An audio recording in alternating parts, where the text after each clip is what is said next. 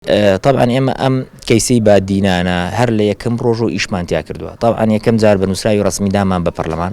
دوای بینیمان کە پەرلەمان ناوی شتێکە ڕسمی هەمویانمان برد و لەناو پەرلەمانە دابەشمان کرد لە سەردان پەرلەمانەکان. دوای ئەوە داوامان کرد کۆنگرەی ڕۆژنامەوانی بکرێت ناو پەرلەمانە،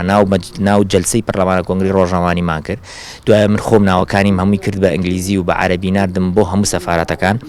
دوای ئەوە بە عەرەبیش ناردم بۆ کۆمسیۆنی مافی مرۆڤ لە عێراقدا و ئیشێکی زۆرمانەوە بەشێکی لەوەی کە پارتی بێزار بوو لێمان لەسەر ئەم کەیسە بوو بەڕاستی، چونکە ئێمە ئەم کەیسە بە کەیسی خۆمان ئێزانین و خۆمان بە نوێنەری ئەوان ئەزانین، لەبەر ئەوە هەتا بتوانین ئەم کەیسە ئەگەینین و دوای لێدا یعنی دوای هێرشەکەی کردرابەوە سەر من هەرچی سەفارەتمان بینیوە پێشووتر باسی کەیسی باددینانمان کرد ئەنجاتوینە سەر کەیسی خۆمان. وە خۆشبەختانە حەزەکەم وە ڕوون بێ لای خەڵکە هەرچی سەفارەت هەیە لە عێراقا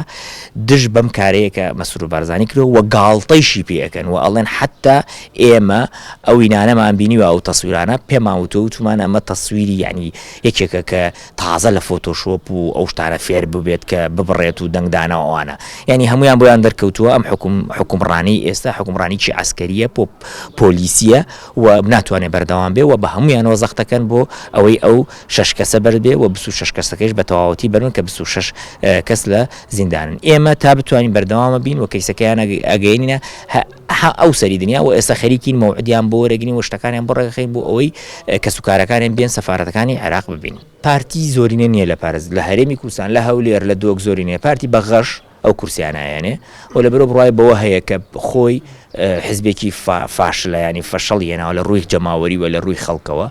ناتوانێت کۆنتترۆڵی خەڵکە ئەجا دێ بەم شێوە هێزێکی داناوە هێزی پاراستنەوەمانە ماگانە 100 میلیارد دلاری 100 میلیارد دیناری بۆ سەرفەکرێ. ئەم هێزە ئیشی ئەوەیە دەنگی تۆ تەسجیلگا دەنگی ئەو تەسجیلگا ئیشی ناوخۆیە یان جاسوسی دەرەوەیە یان ئیشی ناوخۆیەکە یعنی خۆ بۆ تێگەین ئێمە خۆی بە ئیشەکەی عکس بێ ئەگەر نیشتیمانی بێ ئیشەکەی عکسە ئەچێت لە دەرەوە خەبەرمان بۆ نەبزان وڵاتەکەمان ئەڕوخەیە ناڕوخێ و ئەوانەی ناوەوە بە پارێزێ بەس پاراستن و هێزە ئەمنیەکان کە 100 میلیارد دیناریان بۆ سەرفەکرێ ماگانە ئیشیان عکسەکەیەتی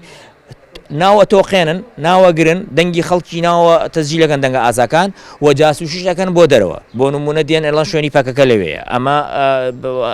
کەسێکی ئازا بۆ لە تورکیا بێن تەقەی لێ بکەن ئەمە شوێنی فڵان کەسە لێدەن ینی ئەمە ئیشیانە. لەبەر ئەوە پارتی تۆقیوە لە خەڵکی بادینان و سووریش ئەزانێ خەڵکی بادینان لەگەڵی نەماوە چونکە خەڵکی بادینان خەڵکیشی ئازان خەڵکی بەتوانان و ئەیانوێ مافی خۆیان وەرگرن ناکرێ بادینان دهۆک دەیان حەقلی نەوتی تایە ڕۆژانە ئینتاجی زیاتر لە 300,000 بەرمیلە بەڵام هاوڵاتێکی بێموچەیە هاوڵاتێکی پارەی نییە خزمەتگوزاری کەمەتیایە. لەبەر ئەوە ئەوانەوە ئەکەن کە لێت ناشارمەوە کە خەڵ خۆپیشاندان بکە و داوای حەقی خۆی بکە و هەموو جارێکش ئەوان کە خۆپیشاندانەکەن ئەمە ئیباتە سەر بابێک و بۆ زانیاریتان مەسرور بارزانی هەر کەسێکی بینێ لە سەفیرەکان و توێتی ئەمانە تیرۆریستن و ئەمانە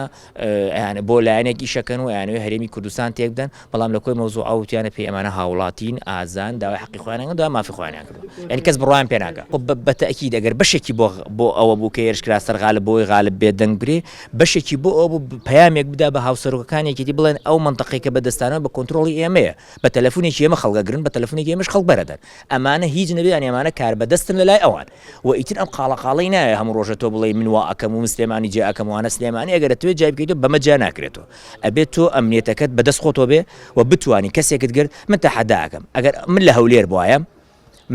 بوایم من کادرێک هەرچی بۆیم لە هەولێر لێم بدرایە